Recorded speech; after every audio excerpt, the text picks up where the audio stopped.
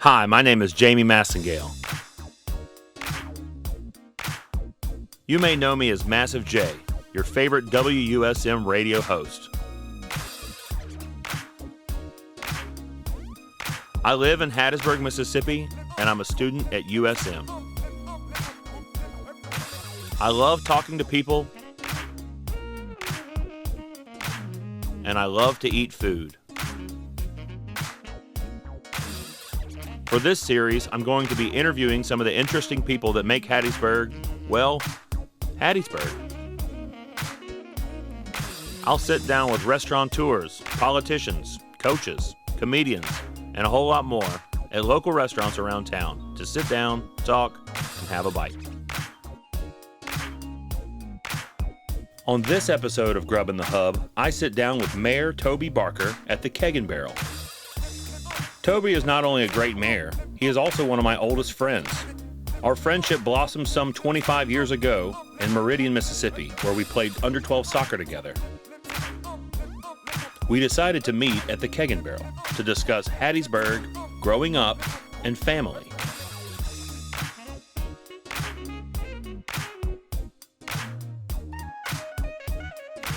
This is Grub N the Hub.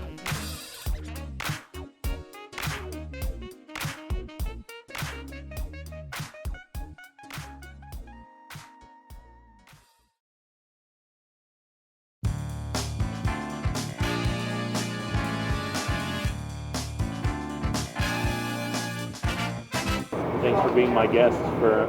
You gotta have a better one than that. You're right. It's like, why don't you look at the camera and say, today, welcome to... Because that's not how we do the show. Welcome to Grub N the Hub. It's gonna be voiceover. I'm gonna go in the studio and like, today's guest is Toby Barker, Mayor of Hattiesburg. All right. The Keg and Barrel has become ingrained in Hattiesburg culture. Located near Hattiesburg High School, it serves as a general meeting place for many community groups and is host to many events. Grassroots movements such as Raise Your Pints started here at the Keg. It is a place where movers and shakers unite, and a place known for exceptional service. That is why I felt the Keg and Barrel was a great place to interview my friend, Toby Barker. I tell people all the time that I've known you longer than anybody else in this town's known you. It's very true. And I started thinking about it today, that we go back 25 years. That's a big deal. 25 years is a long time. Yeah. 25 years is a lot. That's the majority of my life. That's like family type, knowing somebody. Yeah. So we definitely have to do a reunion and an anniversary for... Well, and I think people have to realize that it wasn't just we were on the same soccer team.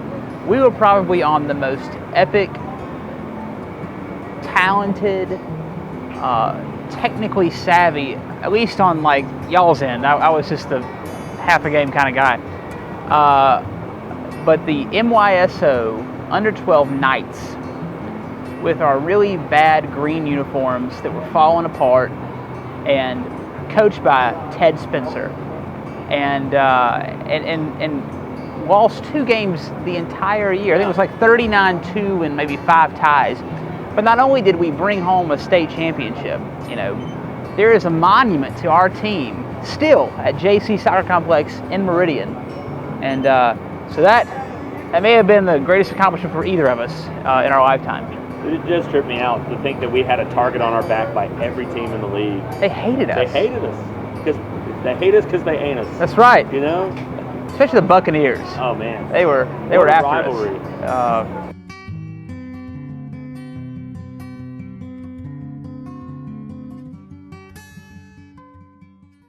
So, I'm here with you now.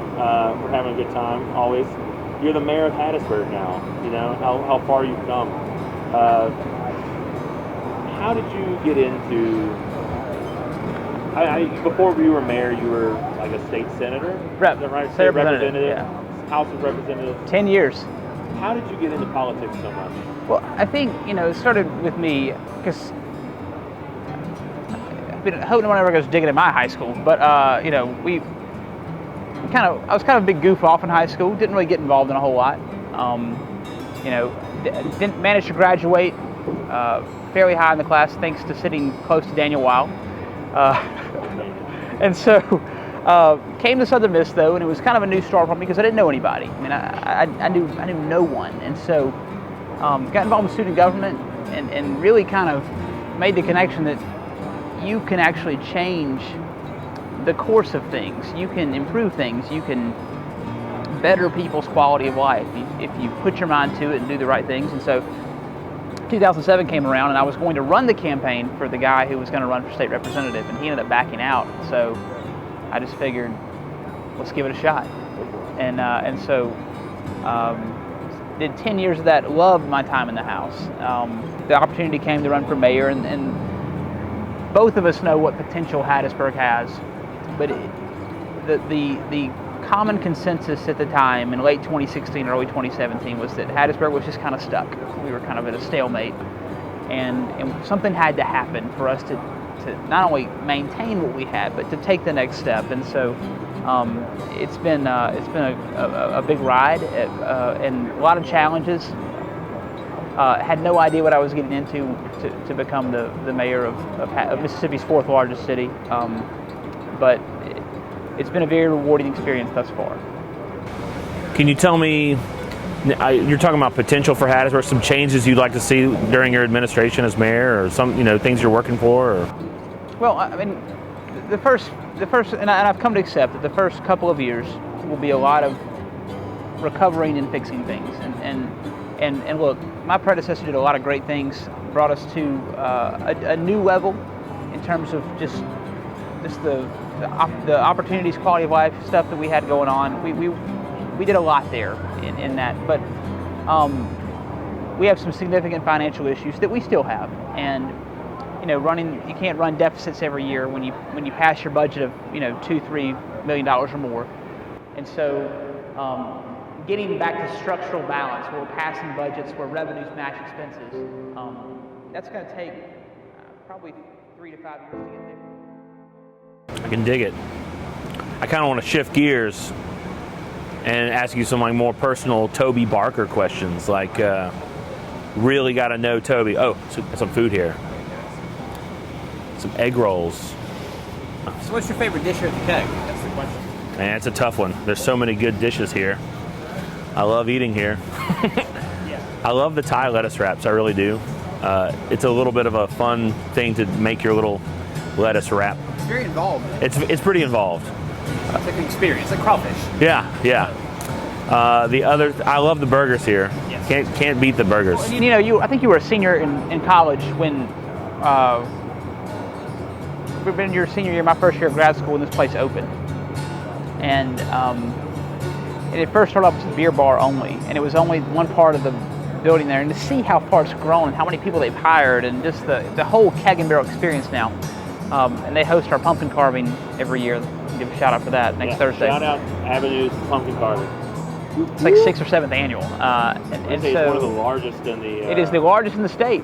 Yeah. I haven't heard of a larger one, so we're going with that. It's like the state championship of pumpkin carving. It happens right here at the Keg and Barrel. But it started off with the burgers and the sweet and smoky. Remember that one? And they had the lunch, the fettuccine alfredo back in the day. Some of my memories would be a classic dish that they may only serve at brunch now called the hangover cure. Yes. Which was essentially like a waffle sandwich. Yes. So, they love waffles here. Chicken and waffles is a big yes. It's a big thing. My first chicken and waffles experience came during the World Cup. Back the last time we made it in. And I got here about an hour early to get a seat because you have to when they have World Cup games. And had the chicken and waffles for the first time. But my go-to is the chicken tenders tossed in buffalo sauce with regular fries. I have branched out, like the pepper Jacqueline. It's a favorite, the Edie. Yeah. And the pizzas, wow. The butcher block. You like some spice. You like a little spice to it. I like a little hot. Yeah. So. A little heat on you. Well, let's get on. We want to eat on some of these egg rolls. Maybe get a couple shots of us snacking on. It's the most unattractive thing of seeing me eat, but exactly. Yeah.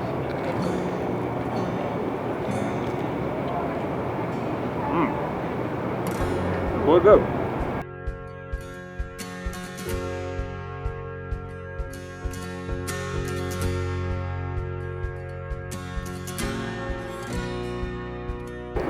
So, switching gears a little bit, you didn't know, my friend Toby over here is a musician, and he plays the guitar in what I like to call a praise band. Is it a praise band?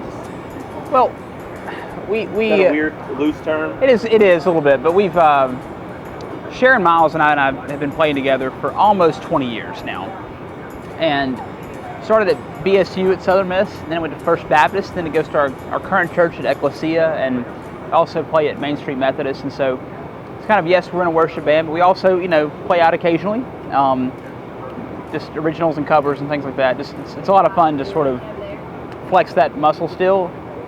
So. Tell me about how you got started playing music. I know you grew up, playing guitar a little bit, so. Yeah.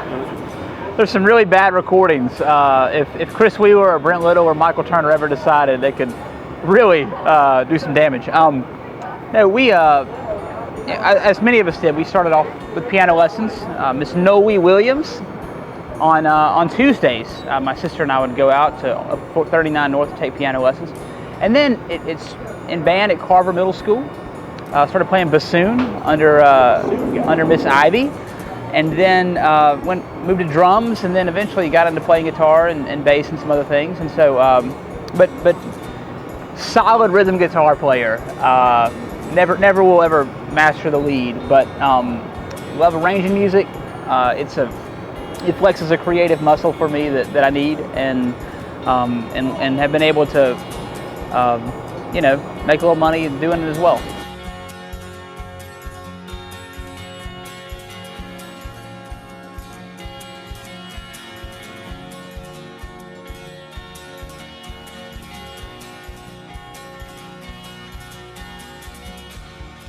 Now, and do they watch the show? Do they watch the? Maybe my brother has. Maybe I think that they've seen it, but I don't think the kids have seen it. Well, they need. I mean, the whole family needs to, because I think people need to realize that, and if you're watching Massengale family, I need you to know that your son has done well. All right, and life of the party in Hattiesburg, and I think there are certain people whose personalities and presence are synonymous with the Hattiesburg way, the Hattiesburg state of mind, and I think you are one of those people. And I hope that you're here with us for the long run, like I hope to be. So we shall see. I know. We shall see.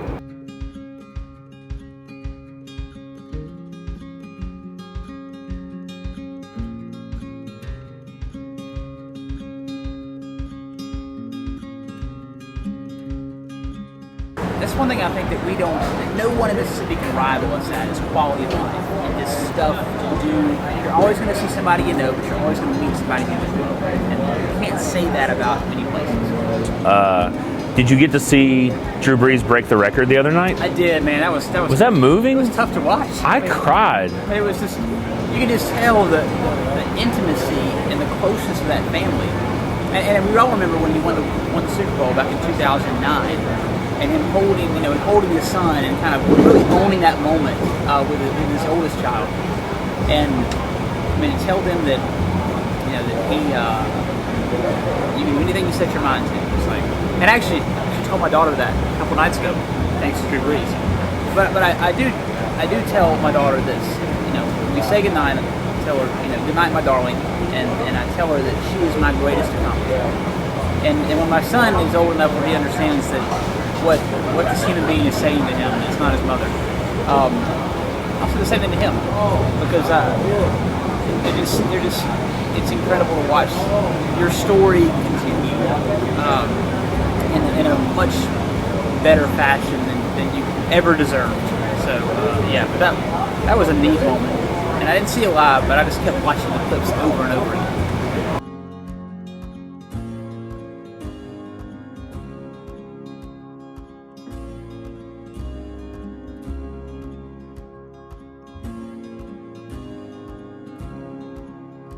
Well, thank you, Toby, for joining me. I love the Keg and Barrel, and I'm glad you came out and did another episode of.